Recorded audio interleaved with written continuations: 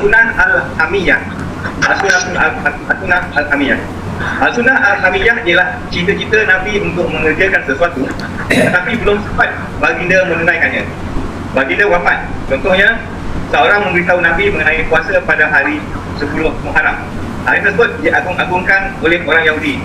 Lantaran itu, Nabi bersabda, maksudnya, sesungguhnya jika aku sempat hidup hingga tahun hadapan, aku akan berpuasa pada hari ke-9, iaitu berserta hari sebelumnya. Ulama berselisih pendapat berkaitan Al-Sunnah Al-Hamiyah, iaitu A. Menurut pendapat Imam Al-Syafi'i, dia dikira sebagai Al-Sunnah dan disunatkan terhadap umatnya mengikuti sebagaimana yang dicita-citakan oleh baginda itu. Namun pun begitu, pendapatnya lebih rendah berbanding sunnah yang lain. B. Menurut pendapat lain, dia tidak termasuk kategori Al-Sunnah kerana ia hanya semata-mata cita-cita dan hasad hati baginda yang tidak dibawa kepada umat baginda. Justru itu, ia tidak dijadikan dasar hukum dan tidak disuruh mengikutinya. Okey, Sunnah Al-Hamiyah ni cita-cita Nabi. Sebab orang Yahudi berpuasa pada ke-10 Muharram. Maka Nabi mendahuluinya dengan Tasu'a. Pada tahun pertama Nabi SAW, Nabi mengerjakan orang Yahudi biasa mengerjakan pada Tasu'a 9 Muharram. Jadi Nabi kata kalau Nabi sempat hidup pada tahun depan, Muharram yang berikutnya, maka Nabi akan iringkan 9 dengan 10. Tujuannya ialah supaya berbeza dengan orang Yahudi. Sebab Nabi sentiasa membezakan sama ada perbuatan ataupun perkataan dengan orang-orang yang Yahudi, ya. Tetapi Nabi SAW tak sempat nak jumpa Muharram itu. Nabi telah wafat. Jadi bila wafat, jadi Nabi tak buat. Nabi cuma cakap dia nak buat, tapi Nabi tak buat. Maka timbullah pandangan ulama sama ada apa yang diceritakan oleh Nabi itu wajib kita buat, perlu kita buat sebab ini pun sunat je, ataupun tak perlu. Kalau tak perlu, artinya kita 9 hari Tasu'a je lah, 9 Muharram je lah. Tak perlu kita iringi dengan 10 Muharram. Jadi sebagian mazhab kata perlu, sebab Nabi dah niat, Nabi dah bercita-cita untuk melakukannya. Maka kerana cita-cita untuk melakukannya itu menyebabkan perlu dibuat. Jadi ada orang kata tak perlu, ada kata perlu. Itu dia sunnah yang dinamakan Sunnah Al-Hamiyah, iaitu cita-cita Nabi sallallahu alaihi wasallam. Adapun menurut pendapat Syafi'i, maka dikira sebagai as-sunnah. Jadi artinya sebab itu kita kebanyakan di sini kita tak buat Tasu'a secara bersendirian, mesti kita sambung dengan 10 Muharram. Okey, sehingga itu habis itu ya. Sekarang kita masuk bahagian as-sunnah dari sudut sanad. Aqsamu sunnati min haitsu sanadi. Itu sekarang ya. Aqsam pembahagian as-sunnah min haitsu as-sanadi, dari segi sanad. As-sunnah yang ditinjau daripada sudut perawinya atau sanadnya dapat dilihat daripada beberapa sudut, iaitu bila kita berbicara tentang sanad ialah perawi. Jadi dapat dilihat beberapa sudut. Yang pertama ialah sifat perawi, dia punya sifat-sifat dia, ciri-ciri dia, indikator dia. Pembahagian as-sunnah sudut sifat perawi dapat dibagikan kepada 3 bahagian. Kalau kita menilai hadis itu berdasarkan sanad, maka timbullah hadis sahih, hadis hasan dan hadis dhaif. Maksudnya kalau sanadnya kuat, hadis sahih. Kalau kurang sikit, hadis hasan.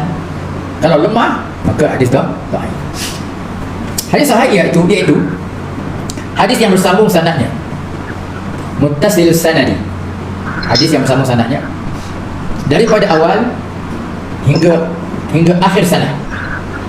Jadi pada an itu bersambung sampai pada Rasulullah sallallahu alaihi wasallam.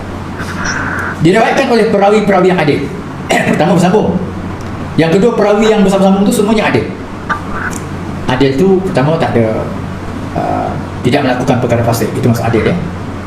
Macam Imam Bukhari pernah tengok tok guru dia memberi makan kepada unta dia. Bila dah dekat dengan daun tu, tok gurunya tarik. Jadi Imam Bukhari melupakan hadis yang telah dihafal daripada tok guru dia, sebab dia anggap tok guru dia tidak adil ya. Kalau dengan binatang boleh ditipunya, tak mungkin ya, tak mustahil dia boleh menipu dalam hadis ya. Itu ya. Jadi sampai kepada itu nak menilai adil ke tak adil seorang perawi itu. Jadi adil itu ialah bermaksud tidak membiasakan dosa kecil, tidak melakukan dosa besar, dan tak biasakan dosa kecil ataupun istilahnya ialah fasik fasik ya.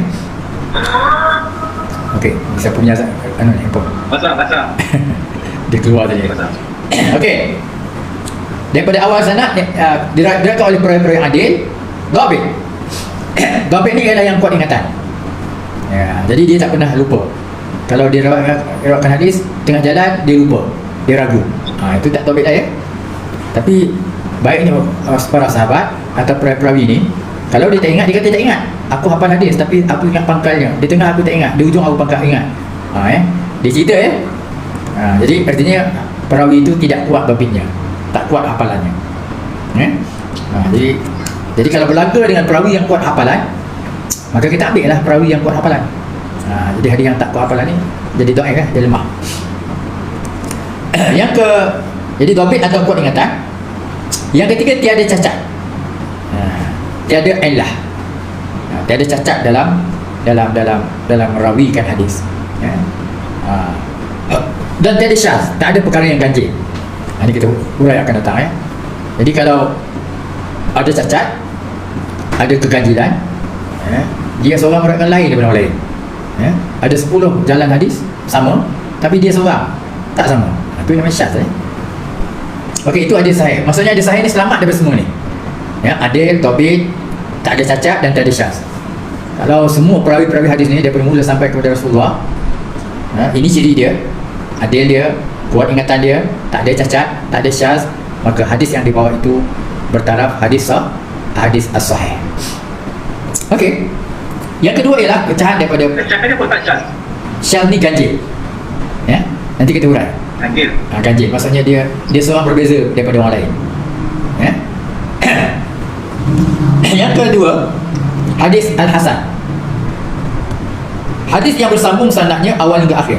Ni di segi bersambung. Perawinya pun adil, sama macam hadis sahih tadi. Tiada cacat atau illah, cacat pun tak ada. Maksudnya kalau dia merawi hadis tapi tak berapa dengar, cacat tu ya. Jadi tak dipakai lah hadis dia. Orang lain dengar clear, dia dengar sikit-sikit je. Okey. Tiada syaz, sudut matan, tak ada ganjil matannya. Jadi matan dia kalau ada 10 jalan, dia sama dengan yang lain. Itu namanya tak nolak. Tiada syaz. Cuma artinya syarat dia sama seperti hadis sahih. Cuma perawinya kurang sifat dhabit berbanding dengan darjah sahih. Dia kurang dhabit. Artinya yang lain lengkap, tapi di segi dhabit tu dia ada yang dia lupa. Bila diriwayatkan hadis, dia kata aku lupa hadis ni di ujungnya, ataupun dia kata hadis ni mengatakan 40, aku pun tak tahu 40 tahun ke 40 hari ke. Dia tidak dhabit. Okey, itu tandanya hadis tu kurang sikit.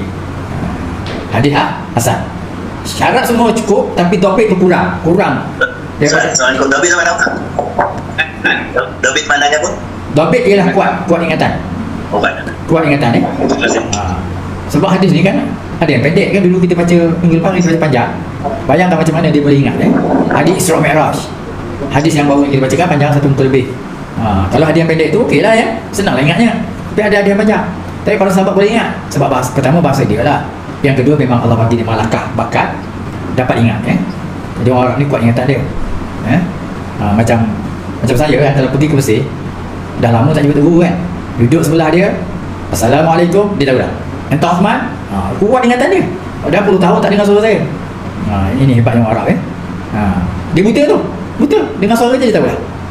Ni ikut ingatan jadi apa, termasuk juga lah dia hadis Quran memang ingat betul ini kelebihan orang. Suara kita pun dia cukup ingat suara kita ada suara ni. Okey, hadis hasan sudah. Sekarang hadis dhaif. Hadis dhaif iaitu hadis yang tidak menepati syarat-syarat untuk diterima sebagai kategori hadis sahih dan hadis hasan. Jadi kalau syarat hadis sahih tak boleh, syarat hadis hasan pun tak boleh, maka dia jatuh kepada hadis dhaif. Maksudnya dia punya sanad tak bersambung, rawi dia tidak kuat. Walaupun 3/4 tu okey, sanad okey, rawi dhaif, tapi ada ilat, ada cacat, ada syaz, maka dia jadi dhaif lah. Apa tadi, kalau 4 ciri tu semuanya dia tak menepati syarat, maka dia dhaif. Seperti tidak cukup syarat sahih, ada ilah, ada penyakit, ada kecacatan, perawi kurang dhabit, sanad tidak bersambung atau ada syaz, maka jadilah dia hadis al-hadis ad-dhaif. Tapi hadis dhaif adalah hadis juga. Hadis dhaif adalah hadis, cuma dia lemah. Dhaif dia bukan palsu. Kalau maudhu' palsu. Jadi ada juga orang menolak hadis dhaif. Dan hadis dhaif ni boleh terima, terutama dalam bab fadilat amal. Dan hadis dhaif juga boleh diterima kalau dia ada hadis-hadis lain yang menyokongnya. Dia lemah tapi tarik lain, jalan yang lain sama matan dengan hadis yang dhaif tadi, maka hadis yang dhaif itu boleh dipakai kerana disokong oleh hadis-hadis sahih yang lain. Okay, itu hadis dhaif. Jadi hadis dhaif perlu diingat, dia boleh diterima dalam perkara fadailul amal, fadilat amal. Macam hadis yang biasa jemaah tabligh baca ataupun biasa dibaca di surau di masjid fadilatul amal, itu kebanyakannya dalam kitab tu banyak hadis dhaif. Untuk jadi hujah mengeluarkan hukum tak boleh. Tapi untuk menjadi amalan, untuk sebagai motivasi kepada amalan, maka boleh dipakai. Okey. Yang seterusnya ialah tentang maqbul dan mardud. Maqbul tu artinya ialah diterima, dan mardud berarti tertolak. Okey, hadis daripada sudut maqbul atau diterima dan mardud, iaitu ditolak, dibagikan kepada 3. Dari segi aspek diterima ataupun ditolak, maka dia boleh kita bagi pada sahih, hasan dan dhaif. Di mana ulama hadis meletakkan hadis sahih dan hasan dalam kategori makbul. Jadi kalau sahih, hasan, dhaif, dia sudut diterima atau tidak, maka ketiga ni termasuk dalam hadis yang makbul. Sahih, hasan dan dhaif. Diterima. Mana sahih, hasan, dua ni kategori makbul diterima. Manakala hadis dhaif yang lemah tadi dalam kategori mardud. Jadi ditolak. Ditolak ni ialah pada ahli fiqh, ditolak dari segi istinbat hukum. Tapi dia boleh dipakai dalam fadilat amal. Seterusnya pula ialah hadis mardud. Hadis mardud atau dhaif itu pula terbagi kepada 2. Jadi dhaif ni pula ada pecah 2. Macam mana dia jadi dhaif? Yang pertama, sebab gugur perawi. Dia tertolak hadis tu kerana gugur perawi. Sepatutnya katakanlah seorang nama perawi sampai kepada Rasulullah sepatutnya ada 9 orang, tapi dia ada 5 je. Jadi dia telah gugur 4 orang perawi. Kalau ada patut 9, tapi ada 8 je, gugur seorang perawi. Itu pun sudah jadi dhaif. Dhaif kenapa? Gugur perawi. Antara contoh hadis dengan sebab gugur perawi ialah hadis mursal. Kalau sebut an mursalan dalam hadis ada ujungnya mursalan, maksudnya hadis itu hadis mursal. Apa dia hadis mursal? Nanti kita bicara nanti ada di bawah. Saya ulang Jadi ada hadis mursal. Yang kedua hadis munqati'. Mursal ni terputus satu rawi akhir. Al-munqati' juga terputus. Al-mu'addal juga ada mu'addal situ, ada kemungkinan kat situ. Al-mudallas begitu ya. Ada tadlis percampuran kat situ. Al-mu'allaqah, tergantung. Ini istilah-istilah, nanti kita takrifkan dia. Ini yang pertama ya. Kenapa dia dhaif? Gugur perawi. Sama gugur 1, gugur 2, 3 sebagainya, maka dia menjadi 5 title. 5 istilah: mursal, munqati', mu'addal, mudallas dan mu'allaqah. Okay, yang kedua ialah sebab dhaif, yang kedua ialah sebab tuduhan pada perawi. Okey, kalau tadi istilahnya gugur perawi ini bahasa Arab al-mardudu bisababi saqati minas sanad. Gugur dengan sebab gugur sanadnya. Yang kedua ialah sebab tuduhan pada perawi.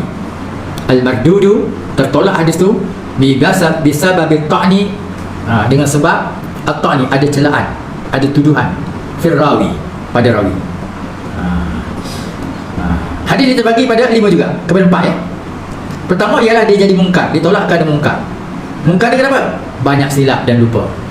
Perawi itu, dalam merawi mesti banyak silap, banyak lupa. Yang kedua ialah muttarrib. Yang dhaif kan, muttarrib, iaitu tertukar perawi dengan perawi lain. Patutnya katakanlah seorang perawi dia lari ke perawi lain, tertukar. Bukan senang nak jadi ahlul hadis ya. Nak hafal semua ni, nak hafal nama-nama sahabat ni. Kita hafal matan je dah tak ingat dah. Hadis 40 dah tak ingat. Ini dia punya an sampai Rasulullah. Kalau tertukar satu, dah jadi hadis muttarib. Yang ketiga ialah al-maqlub. Maqlub dia tertukar juga, terbalik maqlub ya. Macam nasi maqlub nasi, ada istilah nasi maqlub ya. Di sini matan awalnya diakhirkan dan sebaliknya. Tertukar matan, yang patut akhir diawalkan, yang awal diakhirkan, maka jadi dia terbalik, maqlub. Jadi hadis tu jadi hadis tertolak kerana maqlub. Okey. Siapa yang buat maqlub ni? Perawi dia. Perawi yang buat maqlub sebab dia terlupa. Yang keempat ialah al-matruk, tertinggal. Ataupun ditinggalkan. Hadis ni matruk, ditinggalkan. Kenapa tertinggal? Kenapa ditinggalkan? Al-matruk ya, ditinggalkan. Kenapa? Tuduhan berdusta. Kerana perawi itu pernah berdusta. Bila perawi itu pernah berdusta, maka dia hadis itu ditinggalkan. Title-nya matruk, tak boleh pakai. Masya-Allah ya. Dia punya syarat nak jadi guru hadis ni ya. Sebenarnya bukan syarat guru hadis, semua syarat guru. Termasuklah saya mengajar ni, tuan-tuan nanti kalau mengajar menyampaikan ilmu, tak boleh berdusta. Dengan berdusta tu dah boleh tolak dia punya ilmu ya. Kalau hadis, tolak hadisnya ya. Okey. Habis ya. Jadi saya ulang balik. Hadis tu ada namakan hadis yang makbul, ada namanya hadis yang mardud. Hadis makbul di bawahnya ada 3, ada 2, as-sahih dan al-hasan. Hadis al-mardud ada 1 di bawahnya, iaitu hadis ad-dhaif. Kemudian ad-dhaif ni pula ada 2 cabang ya. Pertama al-mardud dengan sebab gugur sanad. Yang kedua al-mardud dengan sebab ada tuduhan pada perawi. Okay. Kemudian al-mardud dengan sebab gugur sanad menghasilkan 5 hadis, 5 istilah hadis, iaitu al-mursal, al-munqati', al-mu'addal, al-mudallas dan al-mu'allaqah. Sementara bahagian kedua al-mardud dengan sebab cela pada perawi, maka menghasilkan 4 hadis, iaitu hadis al-munkar, al-muttarab, al-maqlub dan al-matruk ya. Saya tak ada paper hitam ya, kalau tidak boleh tulis dia punya pecah-pecah dia supaya boleh nampak lagi. Habis ya. Kita masuk tajuk perbahasan hadis mursal. Apa dia hadis mursal itu? Okey. Hadis mursal ialah hadis yang gugur sanad sahabat, ataupun tiada disebut nama seorang perawi sahabat. Jadi artinya daripada tabi'in, patutnya ada lalu Omar ke, lalu Ali ke, Abu Bakar ke, atau sahabat lain. Tak ada daripada tabi'in terus kepada Rasulullah SAW, ataupun tabi'in menceritakan tentang Rasul. Sa'id, daripada Sa'id al-Musayyab menceritakan Rasulullah SAW bila berwuduk bagian-bagian. Contoh ya. Sedangkan Sa'id al-Musayyab tabi'in ya. Macam mana dia tengok Rasulullah berwuduk? Jadi artinya tertinggal satu perawi, iaitu sahabat. Jadi macam mana Sa'id bin Musayyib boleh jumpa Rasulullah sedangkan dia tabi'in? Dia takkan nampak Rasulullah berwuduk macam mana? Sepatutnya lepas Sa'id bin Musayyib ni ada seorang sahabat. Sahabat itulah yang menceritakan cara Nabi berwuduk. Tapi sahabat itu yang gugur. Bila sahabat tu gugur, maka hadisnya kategori al-mursal. Kategori mursal. Jadi dia tidak termasuk dalam sahih, tak masuk dalam hasan. Al-mursal. Jadi bagaimana kedudukannya? Adakah dia ditolak, tak boleh makan, ataupun boleh makan? Tengok di bawah tajuk ni. Kehujahan hadis mursal. Kehujahan itu ialah maksudnya adakah boleh berhujah dengan hadis mursal? Itu maksudnya kehujahan. Adakah boleh berhujah dengan hadis mursal? Boleh tak? Boleh tak kita keluarkan hukum daripada ini? Sudut kehujahan dan martabatnya, adakah boleh berhujah dengannya atau tidak? Ulama berselisih pendapat. Artinya ada ulama kata boleh, ada ulama kata tak boleh. Iaitu ada ABC. Yang pertama, Imam Abu Hanifah dan Imam Malik menerima hadis mursal secara mutlak. Jadi Imam Abu Hanifah, Malik, walaupun dia mursal, terima secara mutlak, tak ada mereka nak bincang-bincang. Dan mereka meletakkan ia sederajat dengan hadis musnad. Jadi kedudukannya sama dengan hadis musnad, iaitu hadis yang ada sanad.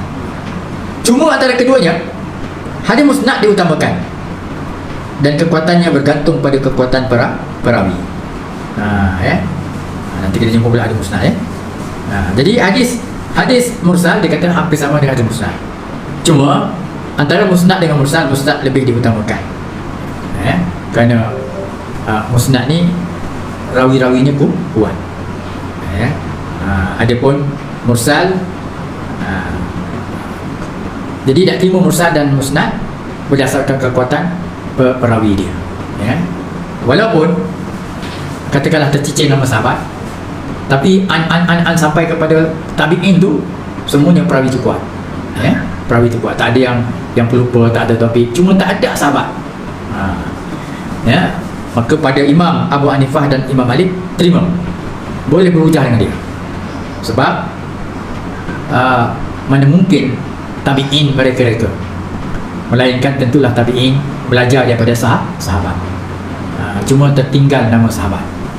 Tertinggal tu mungkin terlupa dari sudut catatan. Sebab dulu orang tak tulis, memang ingat dia. Jadi bila dia tulis balik, tertinggal satu nama. Tapi dari segi logiknya, para tabi'in tidak akan mereka-reka. Tabi'in awal ni, kita ni dah berapa kali tabi'in, berpuluh-puluh tabi'in, tabi, ujungnya at-tabi'in. Kita ni, tetapi yang tabi'in pertama tu ialah dia, kalau yang jumpa Rasulullah, as-sahabi. Kalau yang berjumpa dengan sahabat, at-tabi'in. Dia tak ada tabi'in, tak ada at-tabi'in. Ini at-tabi'in yang pertama ni. Dia dekat dengan dia pernah jumpa sahabat. Kita tak jumpa sahabat je, jauh lagi lah nak panggil tabi'. Kita ni tabi', ujungnya at-tabi'in. Jauh dia. Jadi kita ni belajar dengan tabi'in jugalah, jauh. Bukan belajar dengan sahabat. Jadi mungkin je kita terlupa, mungkin je kita menukar fakta, ataupun mungkin je kita menipu. Jadi kita tak pakai. Tapi at-tabi'in yang pertama tu, sebab Nabi pun kata khairul quruni qarni thumma alladhina yalunahum thumma alladhina yalunahum. Sebaik kurun ialah kurun aku, iaitu yang semasa dengan Nabi. Thumma alladhina yalunahum, kemudian yang mengiringi sahabat, iaitu tahun 200. Tahun 100 pertama bersama Nabi, kemudian kurun yang kedua 200, thumma alladhina yalunahum, kemudian 300. Jadi artinya 300 hijrah, 100 hijrah, 200 hijrah, 300 hijrah, itu ialah kurun yang terbaik. Kurun yang terbaik. Dan keempat imam kita, Imam Malik, Imam Syafi'i, Imam Hanafi, Imam Hanbali, lahir dalam 200 tahun lebih. Jadi mereka itu berada dalam kurun yang terbaik. Kalau dibandingkan dengan Ibn Taymiyah jauh, Albani jauh, 1900 lebih Albani. Jadi sebenarnya kita ikut Syafi'i, kitalah sebenarnya Salafi. Sebab Syafi'i dianggap Salafi dan Nabi puji mereka. Nabi puji 300 tahun yang pertama ni. Jadi kita tidak buat mazhab baru, kita tak buat metode yang baru. Kita ikut metode Syafi'i. Syafi'i adalah lahir 200 tahun yang pertama. Artinya mereka adalah kurun yang terbaik yang dianggap sebagai salafi. Apa dia salafus salih ataupun salafi? Salafi ialah yang berada 300 tahun daripada 300 tahun yang pertama. Adapun selepas 300 tahun pertama, maka dia tidak lagi dianggap sebagai salafi. Okey kan? Mana saya tadi? Yang kedua, Imam Ahmad tidak beramal dengan hadis mursal, tapi Imam Ahmad tak terima hadis mursal. Kecuali dalam keadaan tidak ada hadis lain selainnya. Kalau dah tak ada hadis lain, baru dipakai. Kerana ia dikira hadis dhaif yang hanya digunakan dalam darurat saja. Jadi Imam Ahmad itu Imam Hanafi Ahmad Imam Hanbali Imam Hanbali Ahmad Ibn Hanbal. Imam Ahmad kata dia tak beramal. Dia tak beramal dengan hadis mursal.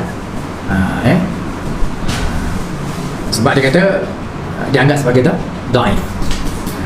Jadi Imam Ahmad bin Hanbal dia sebenarnya dia pun belajar daripada Abu Hanifah belajar daripada Imam Syafi'i. Jadi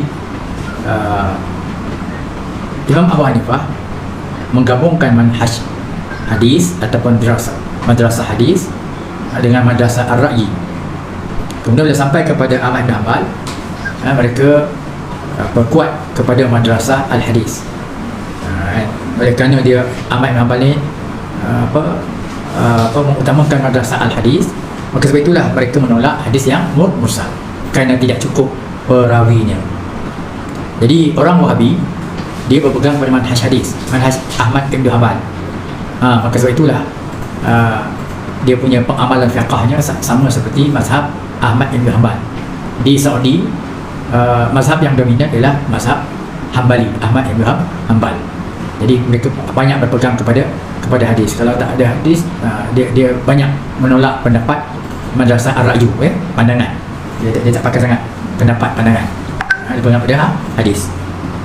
Okey, Imam Asy-Syafi'i pula tidak beramal dengan hadis mursal, melainkan apabila tabi'in yang meriwayatkan hadis tersebut masyhur.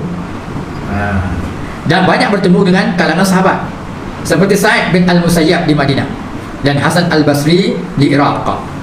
Imam Syafi'i kata dia tak amalkan hadis mursal, tapi dia amalkan hadis mursal kalau kan hadis mursal dia terputus tabi'in, lepas tu ada sahabat tak ada sahabat, terus diriwayatkan hadis terus kepada melihat Rasulullah.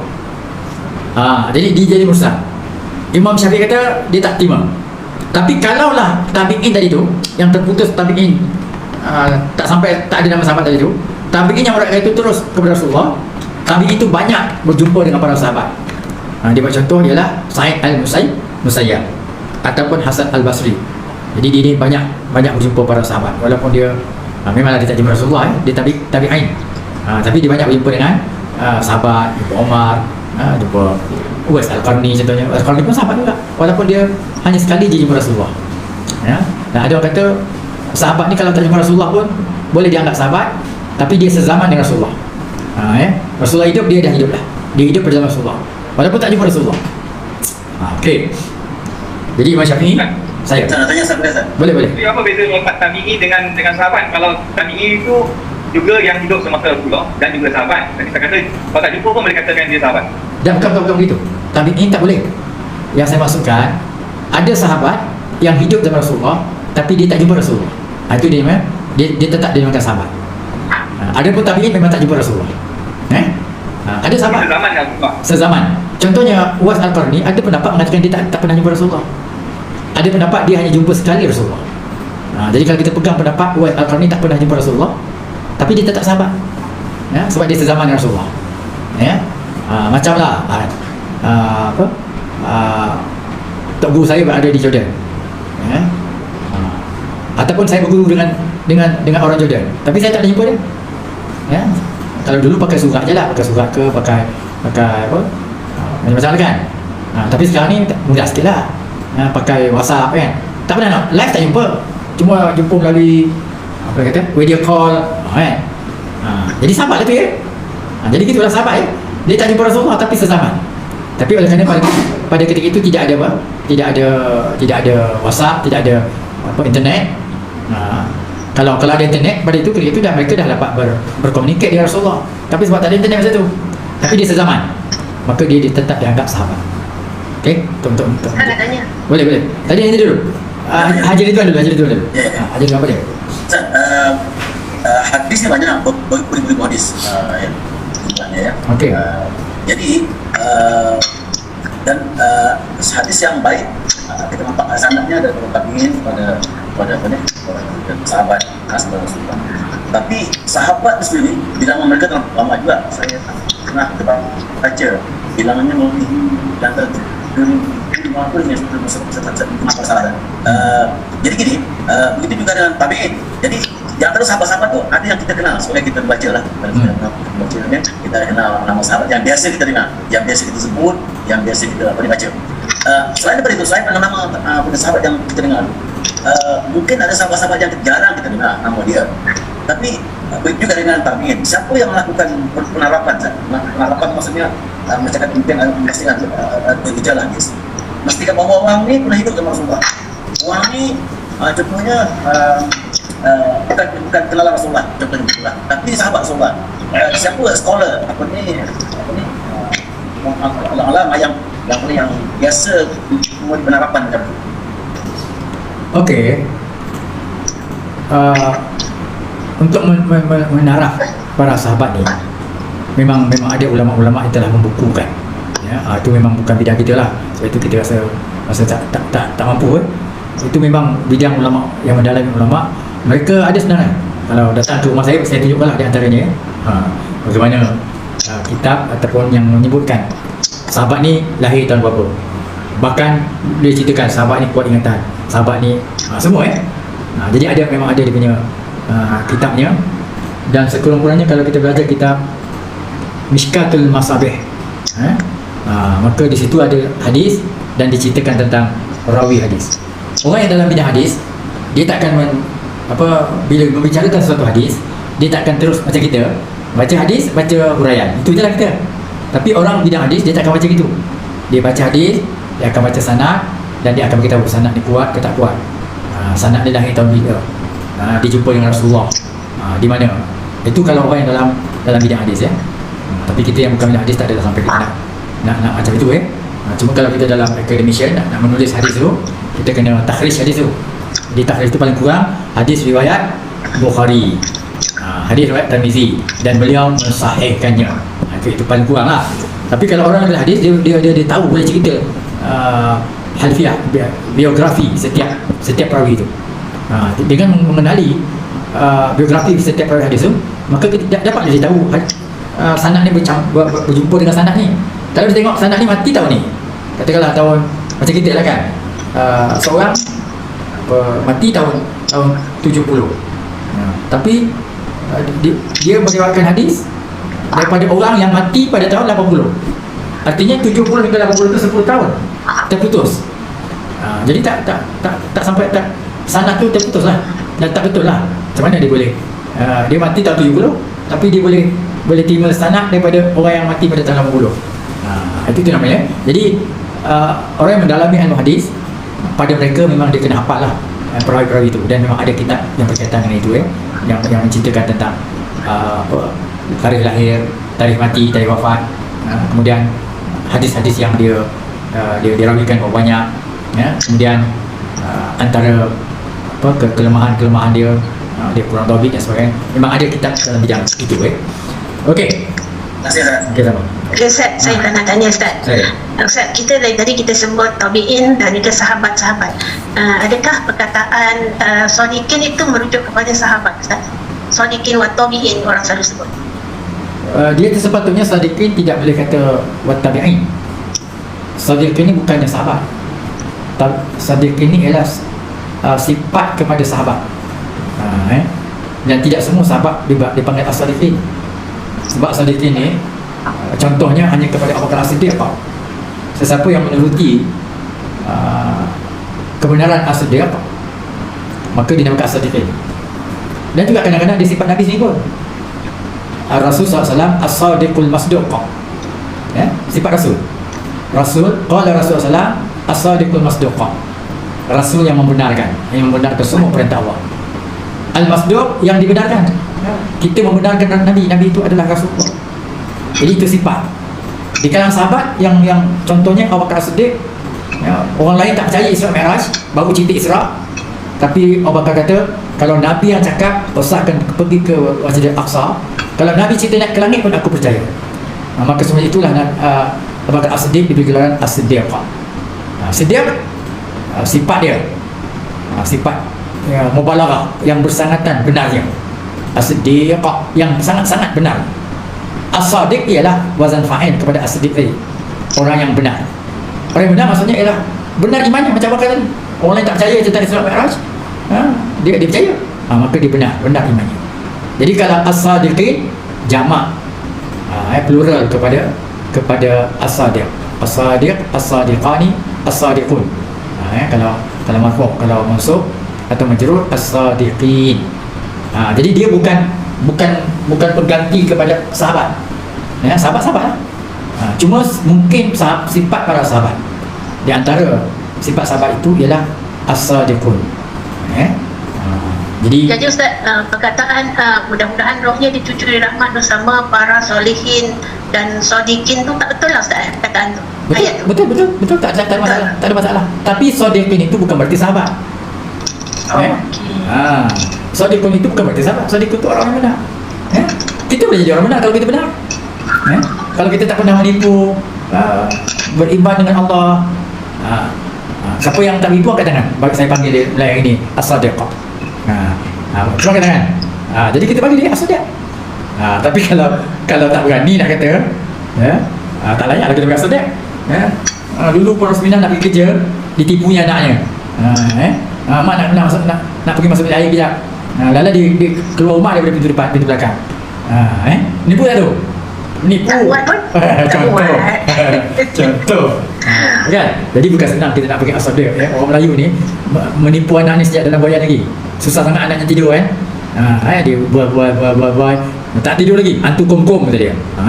Ada hantu dia tepuk pintu. Hantu kongkong. Senyaplah anak tu. Sebab itulah anak dia berdendam. Okey, tak apalah, aku tipu aku sejak aku dalam bayan. Besok aku besar aku tipu kau pula. Jadi bila sekarang dah besar, mana tu nak minat tuition ayah, tuition mak. Rupanya dia tak pergi ke sekolah, pergi shopping mall. Sekarang lagi buat apa tu dengan gadget, dengan apa handphone tu, belajar ya, ada online kan. PDPR.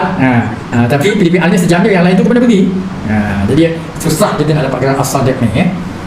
Jadi kalau sahabat pun susah nak dapat As-Sadiq, kita pun susah, anak-anak kita terlebih-lebih lah susah nak dapatkan gelar As-Sadiq tu. Faham tak cerita tu? Ya, faham. Terima kasih Ustaz. Okey, kita teruskan. Antara lain, hadis mursal tersebut tidak boleh diterima daripada tabi'in, melainkan ia disokong oleh salah satu daripada 4 unsur berikut. Terutama Imam Syafi'i tadi dia tak boleh terima hadis mursal. Jadi boleh terima hadis mursal, tapi mesti ada 4 sokongan. Kalau tak ada 4 ni tak boleh terima hadis mursal, sebab dia tak ada nama sahabat daripada tabi'in terus kepada Rasulullah. Pertama, hadis mursal itu disokong atau dikukuhkan dengan hadis mursal lain yang telah diterima di kalangan ulama. Okey, jadi dia hadis mursal.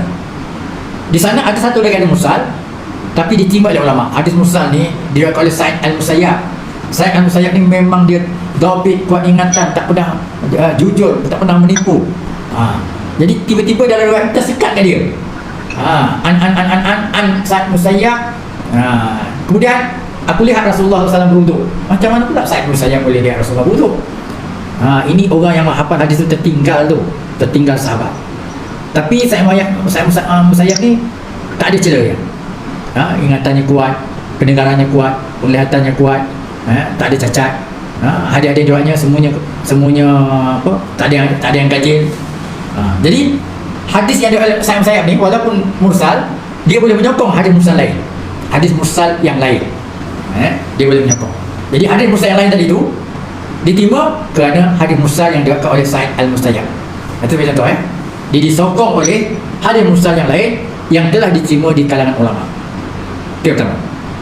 Yang kedua, hadis mursal itu bersesuaian dengan perkataan sebahagian sahabat.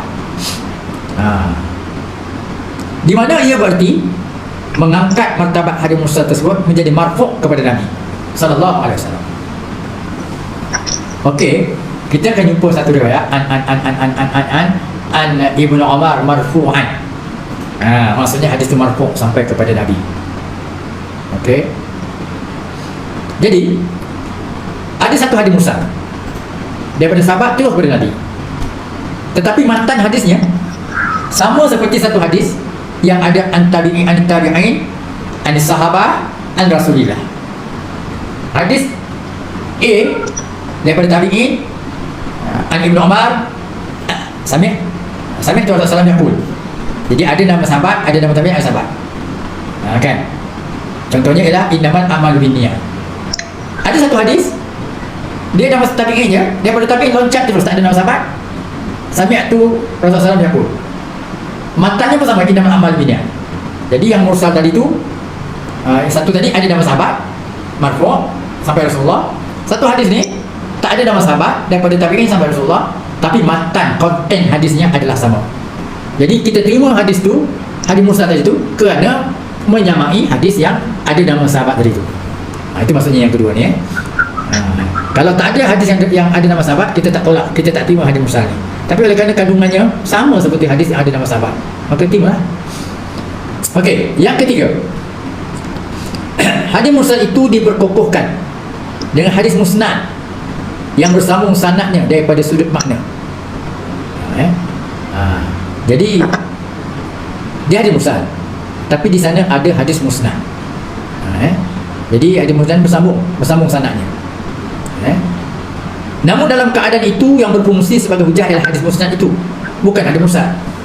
Jadi kandungan hadis mursal ni sama dengan kandungan hadis musnad. Kita terima kandungan hadis mursal ni bukan kerana mursal itu, tapi kerana musnad itu. Jadi artinya kita terima hadis musnad, kebetulan hadis mursal ni sama dari segi maknanya, maka macam kita terima hadis mursal tadi. Sebenarnya kita tak terima hadis mursal tu, kita terima hadis musnad tu. Tapi oleh kerana maknanya sama, terimalah, macam terimalah. Ada ketiga. Yang keempat, kalangan ulama telah menerima hadis mursal tersebut, dan sebagian mereka mengeluarkan fatwa sebagaimana kandungan hadis tersebut. Jadi walaupun hadis mursal, tapi diterima oleh ulama. Bahkan mereka mengeluarkan hukum fatwa daripada kandungan hadis mursal tersebut. Jadi artinya ada juga hadis mursal, tapi telah melalui kajian para ulama didapati kandungannya menepati dengan kandungan kandungan syarak ataupun maqasid syar'iyyah. Maka diterima oleh ulama sebagai hadis yang diterima lah. Padahal dia hadis mursal ya, tak ada nama sahabat, tapi bila diteliti kandungannya itu sesuai, diterima oleh ulama, dan mereka jadikan dia sebagai fatwa. Maka kedudukan hadis mursal tidak lagi dipertikaikan kerana telah diterima oleh para ulama. Okey? Ada soalan? Ustaz. Apa dia? Ustaz, beza di antara hadis yang antara dua dan ketiga ni. Yang kedua tu dia dari segi matan hadisnya sama. Cuma dia punya perawi dia bakul, maksudnya pertanyaan terus pada Rasulullah. Tapi ada satu lagi hadis lain yang sanadnya bersambung dan daripada tabi'in kepada sahabat terus kepada Rasulullah. Jadi maknanya kita yang pertama tadi marfu'. Jadi itu sebab itu diterima. Okay. Sementara yang ketiga pula ialah musnadnya yang ada yang terbuku, ada yang tercicir, tapi konten atau matan hadisnya sama dengan yang sahih. Itu Ustaz. Amanah. Okey, apa yang kamu tahu beza antara yang kedua dan yang ketiga? Jadi yang kedua tu bezanya ialah antara satu hadis marfu, ada hadis marfu dengan hadis yang matanya hadisnya betul. Artinya ada tabi'in, an tabi'in, kemudian an sahabat pada Rasulullah. Okey. Right? Ada pula satu hadis lagi yang dapat tabi'in saja langsung pada Rasulullah. Okey. Kan? Itu yang kedua. Itu jadi mana kita terima hadis yang marfu tu? Yang mursal. Yang kedua tu kerana ada kesamaannya dengan yang matan yang sama tadi, yang komplit sanad tadi tu. Okey. Sementara yang ketiga pula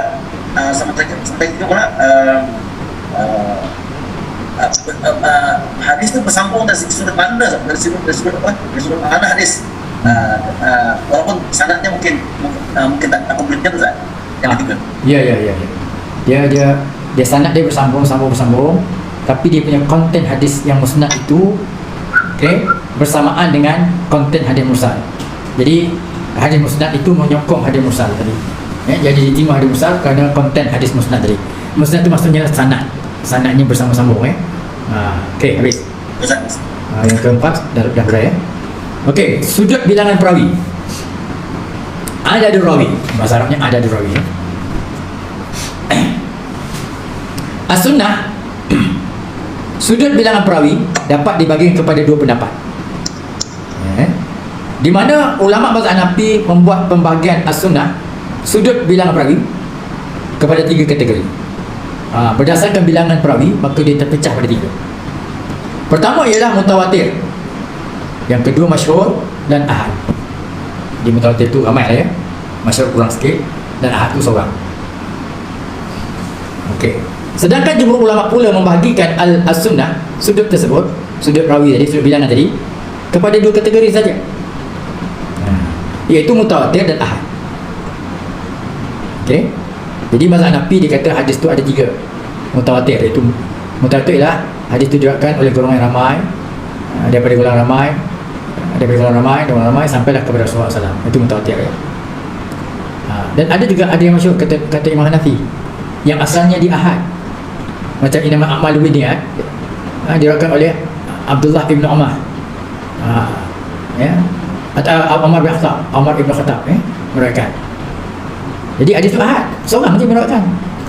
Tetapi ulama boleh terima dia sebagai hadis sahih kerana kemasyhuran Umar. Umar sangat adil.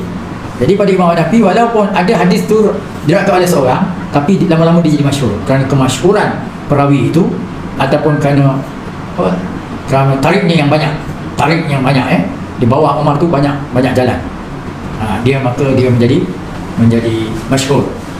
Satu lagi ada ahad, perawi merawikan seorang je, tapi seorang tu dia tidak seperti Umar, dia tidak masyhur, tariknya juga tidak masyhur, maka dia jadi hadis ahad. Tak kuatlah seorangnya merawikan. Tetapi dalam ulama hadis pula, as-sunnah itu dia sudut bilangan hanya bagi dua je. Hadis tu ada mutawatir dan hadis ahad. Hadis masyhur tak ada. Ini menurut ulama hadis. Itu kadang-kadang berlaku percanggahan di antara ulama hadis dengan fiqh. Sebab ulama hadis dia dua je. Sahih tak sahih. Mutawatir, ahad. Dia tak ada tengah-tengah. Kalau tak sahih, dhaif. Ataupun kalau tak sahih, yang berlebihan sekali adalah tak sahih, maudhu'. Itu oleh dia tak sahih adalah dhaif. Jadi ulama hadis yang biasanya melatar belakangkan hadis, dia pegang sahihnya. Jadi dhaif dia tak pegang. Jadi beranggalah. Sebab dalam mana-mana mazhab sekali mazhab Hanafi pun, dia pegang juga hadis dhaif. Walaupun hadis dhaif tidak boleh jadi hujah, tetapi dia melihat juga hadis dhaif itu sebagai menyokong kepada hadis yang hadis sahih. Jadi banyak juga hukum keluar daripada hadis yang dhaif, malah hadis yang mungkar. Ini dapat kita lihat dalam kitab Bulughul Maram. Kitab Bulughul Maram adalah kitab yang berbicara tentang hadis fiqh. Jadi yang menjadi rujukan semua mazhab. Di dalam tu banyak hadis al-munkar. Dan kadang-kadang kita jumpa hadis al-dhaif. Tapi dia tidaklah, ulama mazhab ni tidaklah pegang dhaif saja. Dhaif, tapi banyak ada hadis lain yang menyokong dia. Kandungan hadis dhaif ni disokong pada hadis yang sahih. Maka dijadikan juga sebagai sumber. Habis. Jadi oleh kerana ulama hadis membicarakan hadis tu di sudut bilangan hanya dua je.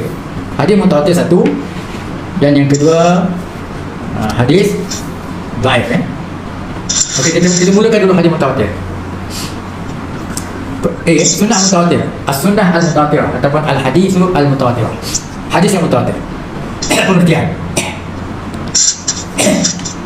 Menurut bahasa,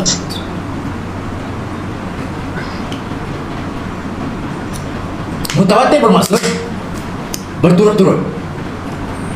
Banyak yang meriwayatkan. Itu dari segi bahasa. Menurut istilah ialah hadis yang diriwayatkan oleh sebilangan perawi yang mana melihat kepada jumlah tersebut tidak mungkin mereka berdusta dalam meriwayatkannya. Itu takrif kepada mutawatirah. Kemudian ia diriwayatkan pula dalam jumlah seumpama itu di kalangan tabi'in dan seterusnya tabi'in. Begitulah seterusnya. Maksudnya daripada Rasulullah, contohnya kepada 10 orang sahabat, 10 orang sahabat kepada 10 orang tabi'in, kemudian kepada 20 orang tabi'in. Itu namanya mutawatir. Sebab kalau ramai, potensi untuk berdusta itu kurang, atau potensi untuk lupa itu kurang kalau ramai. Kalau seorang memang kita buat contoh kan, kalau saya telefon Syari, sampaikan saya punya wasiat ni, amanah. Syari pun telefon pula Haji Ridwan, Haji Ridwan pula telefon kepada Datuk Bakar, telefon pula yang lain, sudah tentu berbeza-beza. Kalau kena orang yang ke-10, saya tanya balik pada nombor 10 tu apa khatimah, confirm tak sama seperti yang saya cadangkan tadi. Saya cakap lain. Ini siapa salah ni? Ini Syari salah ke Datuk Bakar salah? Ni saya tak tahu lah. Biasa begitu.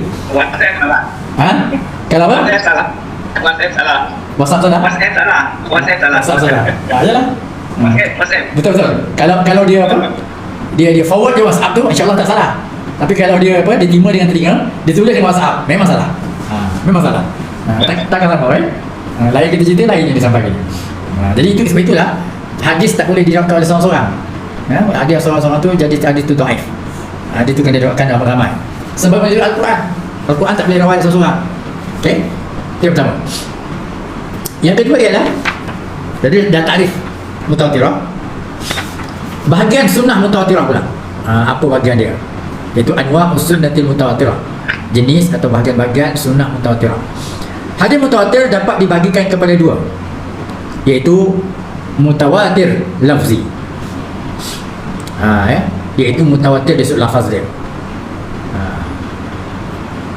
Mutawatir lafzi ialah hadis yang diriwayatkan dengan disepakati oleh semua perawi dari sudut periwayatan lafaz dan maknanya. Contoh, sebagaimana hadis riwayat Abu Hurairah, man kadzaba alayya muta'ammidan falyatabawwa maq'adahu minan nar. Arti hadis ni, semua perawi hadis menggunakan lafaz yang sama. Sebab ada hadis yang maknanya lebih kurang sama tapi lafaz tak sama. Jadi semua perawi hadis menggunakan man kadzaba alayya muta'ammidan falyatabawwa maq'adahu minan nar. Tak ada hadis yang mengatakan man kadzaba alayya muta'ammidan faqad yatabawwa maq'adahu minan nar. Mana sama je. Siapa berdusta ke atasku secara sengaja, maka dia telah menyediakan tempat duduknya daripada neraka. Jadi falyatabawwa boleh juga kita tukar faqad yatabawwa, boleh. Faqad tabawwa boleh. Tetapi semua perawi hadis membawa lafaz yang sama. Jadi lafaz yang ni banyak mutawatirah. Mungkin ada yang faqad yatabawwa tapi itu tidak mutawatir. Itu lafaz yang seorang dua je. Jadi namanya ini mutawatir lafzi. Lafaz ni mutawatir. Okey. Yang kedua, mutawatir maknawi. Al-mutawatir al-maknawi. Dari segi maknanya mutawatir. Mungkin dia punya dari segi sanadnya ahad, tapi maknanya mutawatir. Uraiannya, mutawatir maknawi ialah hadis yang disepakati oleh perawi-perawi dari sudut makna. Dari sudut makna sepakati, namun mereka berselisih dari sudut lafaznya. Lafaz tak sama. Contohnya sebagaimana hadis riwayat Umar Al-Khattab. Okey. Jadi dari sudut maknanya sama. Innamal a'malu binniyat wa innamal likulli imri'in ma nawa. Bermaksud ada juga lafaz lain yang tak ada menggunakan perkataan wa innama. Contohnya, tetapi dari segi maknanya sama. Innamal a'malu binniyat wa innamal likulli imri'in ma nawa. Boleh juga innamal a'malu binniyat likulli imri'in ma nawa. Boleh? Dari segi maknanya mutawatir, sama maknanya. Mungkin lafaznya ada berbeza. Okey, kalau jumpa lafaznya berbeza, maknanya sama, dia juga boleh dianggap mutawatir. Sebab bila hadis tu banyak, ada sikit je lafaz dia, sebab Arab ni sikit lafaz dah ada ada makna ya. Jadi sebab itu terutama dalam hadis yang panjang ya, yang panjang, jadi ada tergugur satu huruf, tergugur satu waw ke, tapi makna sama. Jadi namanya dia tetap mutawatir maknawi. Dia tetap mutawatir segi makna walaupun lafaznya agak berbeza. Okey, yang ketiga, kedudukan hadis mutawatir. Tadi sebelum makna, kemudian pembahagian hadis mutawatir, ada mutawatir lafzi, ada mutawatir maknawi. Kemudian kedudukan hadis mutawatir, jumhur ulama sepakat mengatakan hadis mutawatir menduduki tempat kedua selepas Al-Quran. Ya, selepas Al-Quran hadis mutawatir. Jadi kedudukannya kuat ya. Ia bertaraf qat'i. Kita dah belajar dulu. Qat'i subut. Qat'i ad-dilalah. Jadi hadis ni, hadis mutawatir dia bukan saja qat'i dilalah, tapi qat'i subut. Dari segi sabit ia menjadi sumber adalah qat'i, putus, kerana dia mutawatir. Atau ketetapan yang putus, qat'i itu sebut ketetapan yang putus daripada Rasulullah sallallahu alaihi wasallam yang dikira sebagai al-ilmu ad-daruri. Ilmu ad-daruri adalah ilmu yang mesti diketahui. Semua orang mesti tahu hadis mutawatir itu kedudukannya kedua daripada Al-Quran. Maksudnya kuat ya, kuat. Berarti orang yang menolak hadis mutawatir ya, sama lah seperti menolak Al-Quran ya, sebab kedudukannya itu ya, tinggi. Ya. Kalau Quran qat'iyah tersebut, maka hadis mutawatir juga qat'iyah tersebut, tak boleh kita menolaknya. Dan ia merupakan ilmu daruri. Ilmu daruri ilmu yang semua orang mesti tahu. Contoh semayang berapa orang Islam semayang satu hari? Semua kata 5 waktu. Itu ilmu ad-daruri. Apa hukum dengan semayang? Kafir, semua orang tahu. Begitu juga lah hadis mutawatir tadi tu, semua orang tahu. Adakah hadis mutawatir menjadi sumber hukum? Ya. Apa hukumnya kalau tak percaya? Ya. Tak percaya tak boleh lah, sebab dia jadi sumber hukum. Kafir. Okay. Ulama sepakat bahawa hadis mutawatir wajib beramal dengannya dan tidak ada ruang untuk diperselisihkan berkaitan hukum yang ditunjukinya. Tak boleh kita selisih, kecuali lah lafaz yang terkandung dalamnya menunjukkan dilalah az-zanni. Jadi daripada qat'iyah itu sebut, dia tetap kita boleh percaya. Melainkan kalau dalam lafaz itu ada zanni atau dilalah, ada yang double meaning. Jadi kita, oleh kerana dia ada dua makna, maka kita tak dia tidak sampai peringkat qat'iyah atau dilalah. Jadi makna ni pun boleh kita pakai, makna itu pun kita boleh pakai. Jadi kita tak boleh nak orang yang pegang pada makna pertama tak boleh mengkafirkan orang pegang makna kedua. Orang yang pegang pada makna kedua tak boleh mengkafirkan orang yang makna pertama. Kerana memang kalimah tu mengandungi dua makna atau 3 makna dan sebagainya. Okey, yang menyebabkan kedudukannya sebagai qat'iyah atau dilalah menjadi kurang kepada zanni iaitu ad-dilalah. Bila zanni atau dilalah, maka memberi ruang untuk berijtihad. Okey, ini kita dah bincang pada sesi lalu. Kemudian habis hadis kedudukan hadis mutawatir, kita pergi kepada sunnah masyhur ataupun dalam bahasa Arabnya as-sunnatu al-masyhurah, ya, hadis sunnah yang masyhur. Okey, iaitu hadis takrifannya, iaitu hadis yang asalnya diriwayatkan oleh sejumlah tertentu dari kalangan perawi zaman sahabat, di mana ia tidak sampai kepada jumlah mutawatir. Hadis itu diriwayatkan oleh para sahabat, tapi tak ramai, oleh seorang dua sahabat dia. Kemudiannya hadis tersebut telah mencapai darjat mutawatir pada zaman tabi'in dan tabi'in. Mula-mula macam hadis Umar ya, seorang diriwayatkan Umar kata. Kemudian yang menerima daripada Umar ramai. Itu peringkat tabi'in dia ramai. Kemudian peringkat tabi'in yang menerima daripada tabi'in pun ramai juga. Jadi asalnya dia ahad, tapi dia menjadi mutawatir. Maka dia naik kepada hadis masyhur. Dia jadi hadis masyhur. Hadis masyhur terbagi pada 3 martabat.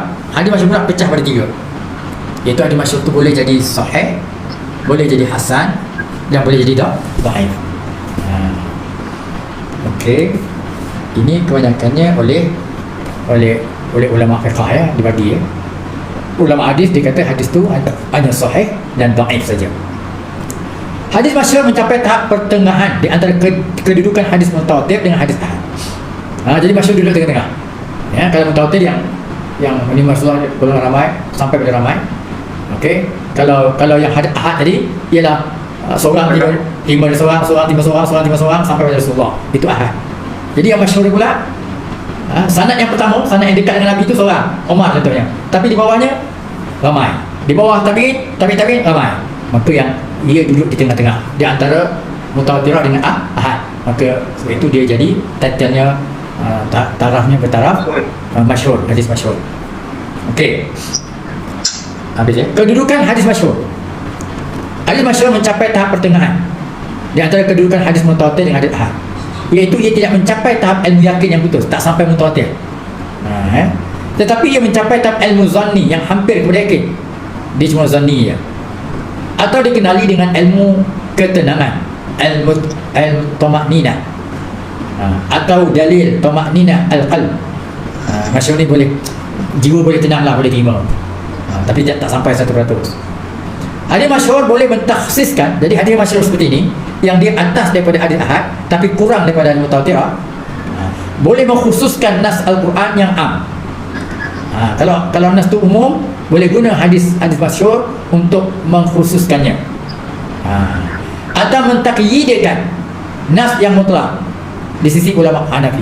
Jadi ada hadis yang mutlak terlalu umum, maka ada hadis tadi ada Quran yang terlalu umum, ada hadis yang masyhur, maka dia boleh takyidkan, kaitkan dalil yang dalil Quran yang tadi dia boleh dikaitkan dengan hadis yang kerana ada hadis masyhur tadi boleh dikaitkan kepada benda yang umum tadi dikaitkan. Jadi hukum tu tidak terbuka begitu. Hukum tu ada mengikat kes-kes tertentu. Itu maksudnya. Ini pada menurut pendapat ulama Hanafi. Okey, dia ada contohnya. Baru kalau contoh nampak Dia ada contohnya ialah hadis masyhur yang mengkhususkan nas Al-Quran yang am. Seperti firman Allah. Ini umum. Allah berfirman dalam Quran, yusikumullah, telah berpesan kepada kamu oleh Allah, fi auladikum, mengenai anak auladikum, anak kamu. Okey, lidzakari, bagi lelaki, mithlu hadzil unsayain, umpama dua bahagian kepada perempuan. Ini kita faham ya. Berarti kalau perempuan dapat 100, anak lelaki dapat 200. Itu namanya ya. Cuma ayat ni auladikum, fokus kita auladikum, highlight kepada auladikum. Lafaz anak-anak itu auladikum dalam nas Al-Quran yang berbentuk umum itu meliputi anak yang membunuh dan tidak membunuh. Sebab dia tak sebut ni anak, dia umum. Jadi kalau berdasarkan ini, anak membunuh pun dapat harta bapa 1/2. Anak yang tak membunuh pun dapat, anak membunuh pun dapat. Kalau kita faham tu lah. Tetapi oleh kerana ada hadis masyhur, iaitu di bawah tu, yang mana ia telah dikhususkan melalui hadis masyhur riwayat Umar bin Khattab. Yang berapa Umar bin Khattab, dia mengeluarkan hadis, laisa liqatilin mirasun. Umar kata, tidak boleh bagi pembunuh mirasun, harta warisan, harta pusaka. Jadi pembunuh tidak dapat. Kalau ikut Quran tadi umum, bagi anak kamu, bagi lelaki 2/1 ataupun 1 bahagian 1/2 lah. Okey. Tetapi ada hadis masyhur, orang membunuh tak boleh dapat pusaka. Bermaksud hadis masyhur tadi itu dapat mengkhususkan aulad tadi. Hanya aulad yang tidak membunuh boleh dapat 2/1. Adapun aulad yang membunuh kosong, 1 pun tak dapat. Ya, itu kaedah yang dalam kaedah mereka. Siapa yang bersegera untuk dapat 1, langsung dia tak dapat. Dia tak dapat harta, dibunuh bapa dia, langsung tak dapat. Jadi artinya hadis masyhur mengkhususkan makna aulad itu. Aulad di situ bermaksud kerana hadis masyhur mengatakan orang pembunuh tak dapat miras, maka maksud aulad itu ialah aulad yang tidak membunuh. Yusikumullah fi auladikum, Allah pesan kepada anak kamu, itu anak yang tidak membunuh, maka dia dapat harta pusaka 2/1. Clear ya? Jelas? Okey, yang kedua, ada hadis masyhur mentakyidkan. Tadi mengkhususkan. Yang ini mentakikan, mengikat. Nas Al-Quran yang mutlaq. Sebenarnya firman Allah, ini nas begini, min ba'di wasiyatin, sesudah melakukan wasiat, yusi nabiha, yang diwasiatkan dengannya, audain, ataupun hutang. Jadi miras ni, dia sambungan ayat miras, bayar miras bagian setelah ditunaikan wasiat dan setelah dibayar hutang. Jadi ini umum, ya, ataupun ini mutlak, maksudnya wasiat itu kalau orang yang mati tak boleh diagihkan harta rampasan, melainkan kena bayar wasiat atau hutang. Jadi wasiat di sini bermaksud mutlak, tak kisah apa wasiat pun, ya. Kalau dia kata seluruh harta ini aku wakafkan kepada Allah, aku wakafkan untuk masjid negeri contohnya, boleh. Jadi nas Al-Quran tersebut berbentuk mutlak, telah ditakyidkan melalui hadis masyhur dengan tegaan baginda terhadap Sa'ad bin Abi Waqqas daripada berwasiat lebih 1/3 hartanya. Sa'ad Abi Waqqas ni banyak ada harta, dia kata aku nak wakafkan, aku nak wasiatkan semua hartaku pada Allah. Rasul kata jangan. Separuh Rasulullah, separuh pun jangan. 1/3 Rasulullah, Rasul dia okeylah 1/3. 1/3 pun banyak tu. Nabi kata at-thuluth wa thuluthu kathir. 1/3 pun dah banyak, kata Rasulullah. Jadi kalau asal Quran tadi, apa saja wasiat dia kena tunaikan. Tapi oleh kerana hadis yang masyhur ni mengatakan as-sulus was-sulusu kathir, ada yang membataskan wasiat hanya terpakai 1/3 saja. Walaupun saya berwasiat semua harta saya wakafkan, ya, contohnya kalau saya mati wakafkan, tapi orang tak boleh wakafkan semua, hanya 1/3 yang wali, yang terpakai. Jadi 2/3 kena ikut faraid. Dia tak boleh, dia dah wasiat. Wasiat kena kita laksanakan. Kalau pegang wasiat tu, putih mata lah anak cucu semua, waris tak dapat apa-apa. Tapi jangan kata gitu. Memanglah Quran tu kata mutlak, tapi ada hadis masyhur mengatakan as-sulus was-sulusu kathir, yang menghalang Sa'ad daripada mewasiatkan ataupun mewakafkan seluruh harta dia. Walaupun diwakafkan atau diwasiatkan seluruh hartanya, yang boleh dipakai ialah 1/3. Adapun 2/3 kena ikut faraid. Maksudlah anak, ya, waris, ya. Walaupun dia wasiat, ditulis tu dalam amanah. Peguam tunjukkan, berdasarkan wasiat bagian-bagian, dia telah mewasiatkan seluruh hartanya pada jalan Allah. Menangislah anak-anak. Tak nangis. Sebenarnya walaupun diwasiatkan, ditulis wasiat, tapi terpakai wasiat ini hanya untuk 1/3. Adapun 2/3 tetap menggunakan faraid. Clear, ya? Kalau dah hibah, Ustaz? Hebah ni pemberian sewaktu hidup, boleh terpakai. Terpakai semuanya. Tetapi tengok kalimah dia. Kalau diikat hebah tu dengan kematian, maka dia bukan hebah, dia adalah wasiat, ya. Tengok dia punya kalimah dia. Kalau hebah satu dokumen lain, wasiat satu dokumen lain, mungkin dia jatuh hebah. Tapi kalau dia kata saya hebahkan hartanya semua sekali setelah saya mati, contohnya, itu makna tu ada sama, ya. Itu mana wasiat, ya. Kalau mana wasiat itu hanya pakai 1/3 je, 1/3 itu. Tapi kalau kata rumah ni sekian, contohlah saya ada rumah, ini kepunyaan Muhammad Naqash, saya tukar nama, okey, tapi dia tak tahu, dia tak tahu dah tukar nama.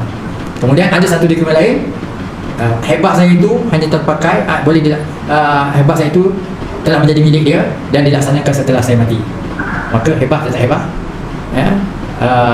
Dia bukan wasiat, ya. Dia hebah, ya. Jadi adik-adik lain tak boleh pertikaikan, sebab memang saya dah bagi dia masa hidup. Tapi kalau dikaitkan dengan mati, maka itu adalah wasiat. Bila wasiat 1/3 je boleh pakai, 2/3 lain ikut faraid. Okey. Sunnah ahad. As-sunnatu al-ahadiyah dalam Arabnya, iaitu hadis yang ahad ya. Sebagian besar as-sunnah itu tergolong dalam kategori hadis ahad. Ia tidak membawa ilmu yang yakin. Kalau ahad dia tak sampai qat'i, tak sampai 100%.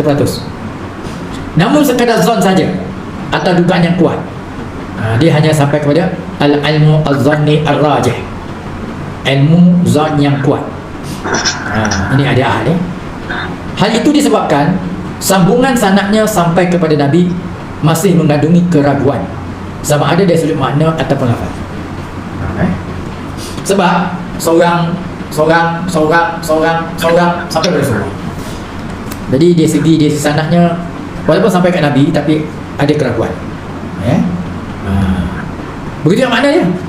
Takkanlah seorang ni tak terubah makna kot. Saya sebut tadi kalau kita seorang ni mesti berubah makna. Tapi dia pada zahirnya dia bersambung sanad, tapi seorang dia seorang sampai pada Rasulullah. Jadi orang ragu adakah betul sampai ditimba daripada sanad tu. Yang kedua, orang ragu tentang matan dia.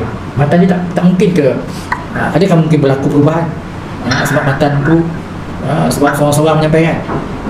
Okey, itu hadis ahad. Pengertian dia, hadis ahad menurut pengertian bermaksud yang diriwayatkan oleh seseorang. Menurut istilah, hadis ahad diberikan dengan pengertian yang pelbagai. Ada makna pelbagai hadis ahad. Antaranya ialah, pertama, hadis yang terbatas jalan-jalan riwayatnya dan tidak sampai ke peringkat hadis mutawatir. Berarti tak ramai orang perawi dia. Atau bilangan perawi hadis ahad tidak sampai ke bilangan hadis mutawatir. Bilangannya tak banyak. Mungkin seorang, 2 orang, 3 orang, tak banyak. Okey. Berbanding dengan hadis mutawatir tadi, ramai. Kedua, menurut Muhammad Abu Zahra, hadis ahad diriwayatkan oleh seorang rawi. 2 atau ramai, tetapi tidak mencapai syarat hadis masyhur. Mungkin lebih seorang, 2, 3, tapi tak masyhur, tak sampai masyhur, tak ramai. Kerana boleh membagikan hadis kepada 3 kategori. Ini menurut Imam Abu Zahra. Ini juga ulama usul fiqh ulama fiqh ada usul fiqh. Dibagikan hadis kepada mutawatir, masyhur dan ahad. Jadi ada masyhur. Ya. Sebab dia ulama fiqh saya kata je. Banyak ulama hadis dia tak terima masyhur tu, dia mutawatir ahad. Jadi bila dia tak terima masyhur, maka ini akan menyebabkan syariat menjadi ketat. Dengan terimanya masyhur, maka syariat akan menjadi longgar. Kalau dia tak terima masyhur, tak mutawatir ahad. Kalau tak mutawatir, tak terima. Kita kalau tak mutawatir, tengok dulu, mungkin dia masyhur, boleh terima lagi. Kalau dah tidak masyhur, barulah kita ahad. Okey. Yang kedua, hukum beramal dengan hadis ahad. Boleh tak kita beramal? Al-amalu bi khabaril ahad. Itu beramal dengan hadis ahad. Boleh tak hukum? Boleh tak kita beramal? Okey. Jumhur berpendapat, jumhur tu majoriti ulama berpendapat hadis ahad boleh diterima sebagai hujah dan wajib beramal dengan kandungannya. Wajib. Ini menurut ulama fiqh Walaupun dia membawa faedah ilmu zon, walaupun dia tak membawa kepada yakin, tapi wajib beramal. Namun begitu perawinya mestilah memenuhi syarat-syarat. Tapi mesti ada syarat lah nak terima hadis ahad. Pertama, perawi itu Islam. Memang biasa yang merawikan hadis Islam ya. Yang kedua, berakal. Jadi kalau dia merawikan hadis dah hilang akalnya, tak ada pakai lah. Balik, mesti balik. Yang keempat, adil. Yang kelima, dhabit, iaitu peringatan. 5 syarat ni kalau ada pada perawi hadis masyhur, maka dia boleh menjadi hadis yang masyhur dan boleh beramal dengannya. Jadi boleh menyokong hukum ya, boleh mengeluarkan hukum daripadanya. Pendapat pertama, ulama berpendapat wajib beramal dengan hadis ahad ketika tiada dalil lain yang bertentangan dengannya. Tak ada dalil lain, yang ada boleh beramal. Penjelasan pendapat ulama. Kita tengok perbezaan pendapat. Pertama, Imam Syafi'i, Ahmad bin Hanbal dan Abu Hanifah menerima hadis ahad apabila memenuhi syarat periwayatan sahih. Kalau dia kata perawinya sahih, maka boleh terima hadis ahad. Tetapi Abu Hanifah menambah, selain thiqah dan adil, perawi juga tidak melakukan perkara bertentangan dengan kandungan hadis yang diriwayatkannya. Jadi selain syarat tadi, Ada 5 syarat tadi tu. Termasuklah adil, dhabit, siqah. Ada lagi ialah syarat yang ditambah lagi oleh Abu Hanifah. Perawi tadi tidak melakukan perkara bertentangan dengan kandungan hadis riwayatnya. Artinya di riwayat lain dibuat lain. Kalau di riwayat lain buat lain, maka tak boleh terima hadis. Contoh ya. Contohnya adalah hadis riwayat Abu Hurairah. Abu Hurairah meriwayatkan hadis, tuhuru ina'i ahadikum idza wala fihi al-kalbu ayyarsilahu sab'a marratin ulahunna biturab. Hadis menyatakan bersihnya bekas seseorang kamu apabila dijilat. Idza walagha fihi al-kalb, tak ada koma katanya. Apabila dijilat padanya oleh anjing. Bersihnya bekas orang kamu bila dijilat padanya oleh anjing, ayyarsilahu, hendaklah dia basuh sab'a marrat 7 kali, ulahunna, yang pertamanya dengan tanah, biturab, campur dengan tanah. Imam Abu Hanifah tidak mengambil hadis tersebut kerana Abu Hurairah tidak mengamalkan kandungan hadis ini. Di mana beliau, Abu Hurairah, hanya membasuh kesanjilatan anjing sebanyak 3 kali saja. Justru itu perbuatan Abu Hurairah yang bertentangan dengan hadis yang diriwayatnya, melemahkan hadis yang disanadkan daripadanya. Ini Abu Hanifah. Jadi dia kata betul Abu Hurairah kata sab'a amarat, tapi Abu Hurairah sendiri cuci, menyamak bekas yang dijilat anjing hanya 3 kali. Jadi oleh kerana itu Abu Hanifah tak terima hadis yang mengatakan sab'a amarat. Kalau tak terima sab'a amarat artinya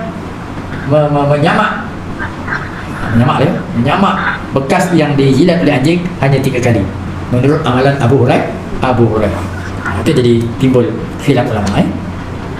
Pendapat kedua, Imam Malik mensyaratkan penerimaan hadis ahad. Imam Malik kata boleh terima ahad di mana ia tidak bertentangan dengan amalan ahli Madinah. Imam Malik dia pula. Imam Malik disyaratkan kalau hadis tadi itu hadis ahad tapi bertepatan dengan amalan ahli Madinah. Sebab Imam Malik mengutamakan amalan ahli Madinah sebab di Madinah banyak ahlul hadis. Imam Malik pun ahlul hadis, maka dia menerima amalan ahli Madinah sebagai sumber syarah dia, sumber hukum dia. Jadi dia kata tapi kalau hadis ahad tu bercanggah, berbeza dengan amalan ahli Madinah, maka Imam Malik menolaknya. Alasannya kerana amalan penduduk Madinah dalam perkara berkaitan ibadah atau agama merupakan riwayat masyhur. Pada dia amalan Madinah tu kuat. Jadi kalau bukan amalan Nabi pun, amalan ahli Madinah. Dan bukan hadis pun. Tapi pada Imam Malik, amalan ahli Madinah dia macam hadis. Sebab tak mungkin orang Madinah mengamalkan benda yang berbeza dengan hadis. Sebab mereka sahabat. Sahabat jumpa dengan Rasulullah banyak. Okey. Ia dikira hadis dhaif sanadnya. Okey, kalau bercanggah dengan amalan ahli Madinah, ia dikira hadis dhaif sanadnya. Dan amalan penduduk Madinah seharusnya didahulukan. Kalau hadis ahad tadi itu bercanggah dengan amalan ahli Madinah, yang dipakai amalan ahli Madinah, hadis ahad tadi itu ditolak.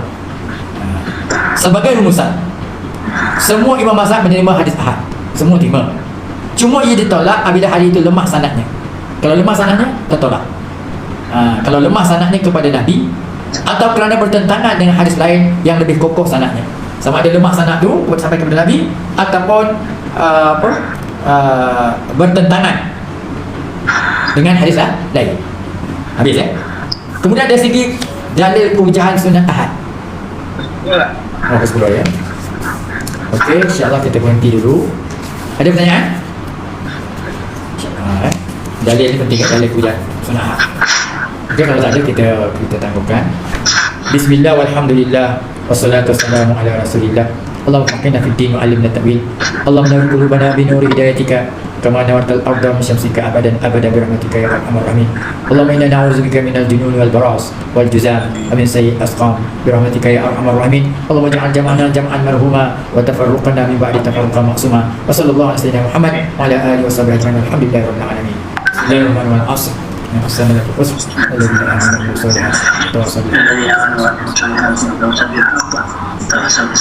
Okey, saya keluar dulu.